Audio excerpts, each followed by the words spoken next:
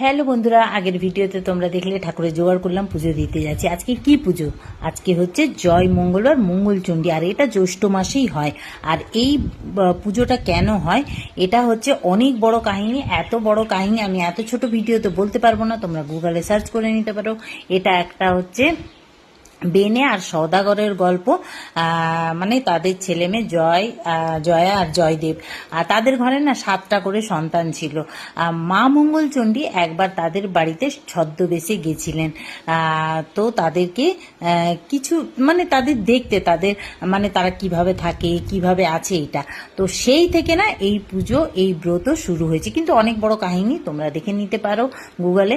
তো আমি কেন করি, আমার 2 ছেলের জন্য। আমার 2 ছেলে মঙ্গলবার হয়েছে, একজন হয়েছে 2:45, একজন হয়েছে 2:50, আর একজন হয়েছে, বড়টা হয়েছে উল্টো রথে, ছোটটা হয়েছে পুরো ভরা জন্মাষ্টমীর দিন, মানে কৃষ্ণ। তো আমি আমার 2 ছেলের জন্যই করি। আর এই গদ খিলিটা এটা হচ্ছে গিলতে হয়, এই গদটা হচ্ছে মেন। এতে তোমরা দেখলে কি কি আছে। আর এটা এই কলাটা পুজো দিয়ে কলাতে মেখে এটা গিলতে হয়। আর এটা গেলার সময় কোনো কথা বলতে নেই, এটা দাঁতেও লাগতে নেই, বুঝলে, একদম একবারে গিলে নিতে হয়। তো যাই হোক, এইটা পুজোটা আমি করি। অনেকে প্রথমেরটা আর শেষেরটা করে, আমি কিন্তু 4টেই করি, বা 5টা পড়লে 5টাই করি।